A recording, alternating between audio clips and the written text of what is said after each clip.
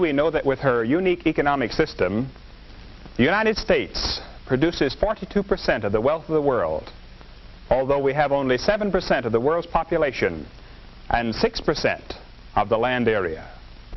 To sum it up, our system is morally right. It provides economic freedom and great incentives for development, and its production of goods is unmatched in all human history. This brings us to the central question, the question of distribution. Are these economic benefits under American capitalism being extended to American wage or salary earners? Or would this big segment of the population be better off under socialism or communism? A dramatic answer to this question came from an English socialist who visited America after Great Britain had experienced a socialist system for 5 years. Tell me, who could possibly afford to buy food in a place such as this? Well, this is just an ordinary food market. Most everybody in America shops in stores like this from time to time. You don't have to be a capitalist. It's not a luxury. Look at this, for instance. Competition and big volume keep prices down. I say, begging your pardon, sir, are you a capitalist? What'd you say? What I mean is, what is your work? I'm a railroad engineer. Utterly impossible. Another dramatic answer to the question of America's distribution of wealth was given by a Russian communist who visited America. Who owns all these automobiles? The employees in the plant. That cannot be. The sons of toil, they are chained to their capitalist machines. They are exploited. They have nothing, absolutely nothing under capitalism. The communist was amazed, of course. In communist countries, the workers do not have cars. A few of the lucky ones have bicycles, and the bicycle is a trademark of English and European workers. Comparatively few own cars. In America, as we all know, there are more automobiles than families, and this is only a hint of our productivity. Who'll risk a guess as to the total amount of the national income during this amazing productive era in America? Let's say for the last 25 years. Yes? I would say it would be hundreds of billions. Actually, it's up in the trillions. For the 25-year period just ended, it was $3,780 billion. You get writer's cramp with a figure like that. You may be wondering, who got all this money? To see how this wealth was distributed, let's look at this graph. This represents the total national income. To the employees of America, the wage earners and salaried people, went the biggest amount, 65%. The self-employed, professional people and small business operators got the next share, 9.5%. The farmers and dairymen who supplied food markets and our processing plants with the raw foodstuffs received 6.5%. Stockholders, the people who could save a little money and invest it in business and industry, received 4%. And you will remember that this amount was widely diffused, since there are 18 million stockholders in America today. Their investments of their savings have built new factories, provided new machines and other equipment to make new jobs in industry. The corporations themselves receive 7.5% before payment of taxes. After taxes, they retained only 3.1% of the national income. The people who had property for rent received 4%. And lastly, the bondholders, who provided the cash for new schools, new paving, home loans, and so forth, received 3.5%.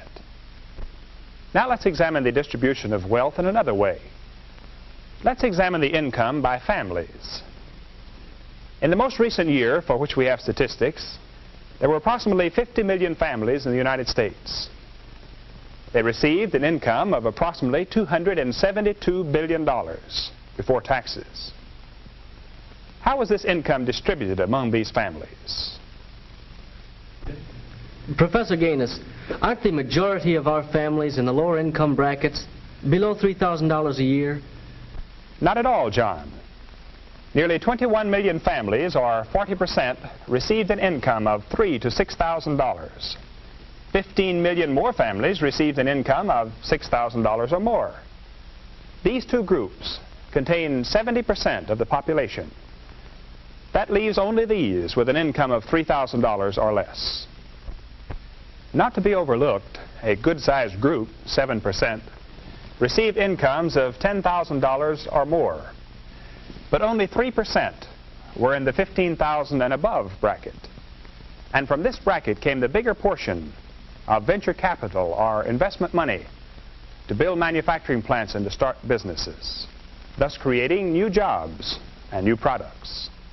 In the lower brackets go these figures. 12 and 0.8% received incomes from $2,000 to $3,000. 10 and 0.8% received from $1,000 to $2,000, while 5 and 0.7% received less than $1,000. We must remember, however, that in these lower brackets are many farm families whose cash incomes do not strictly reflect their standard of living. Mary, what can be learned from this graph? It seems that our national wealth is very widely distributed, much more than I realized. Yes, 85% of all income goes to 93% of the families, while the other 7% of our families receive the remaining 15%. Thus it can be seen that the great bulk of income goes to the majority of families in the middle income range, that a relatively small percentage of families receive less than $3,000 a year, and a very small minority of families receive $15,000 or more per year. In fact, if all the income left to those in the $15,000 or above bracket after taxes are paid were to be distributed evenly among the 160 million people in America, each of us would receive only 55 cents a day. And if the net income of all those who earn $25,000 or above were to be distributed evenly, each of us would receive only 15 cents a day above our present income. So we wouldn't gain much by liquidating the upper income brackets about whom the socialists and communists rave so loudly. It is to the benefit of all Americans that incentives for achievement remain constant in the upper income level, as in all other brackets, so that all Americans may enjoy the benefits from the total brain power and enterprise in our dynamic nation. There is one additional yardstick of our economic well-being in all walks of American life. Now that we have examined the distribution of national income, let's take a brief look at the ownership of property. The farms of America are owned by 25 million people. The houses of America, worth $230 billion, are owned by 113 million people. Our 50 million automobiles are owned by nearly 40 million families. The factories and machinery that produce the material things of life have 18 million stockholders. In one way or another, more than 100 million of our people own the wealth of America. And the remainder, most of them children and youths, will at some time in their lives own substantial wealth. The true facts about American capitalism's distribution of wealth and its great wealth production overshadow anything the communists and socialists have to show. The truth about the distribution of wealth under American capitalism makes Karl Marx the world's worst prophet.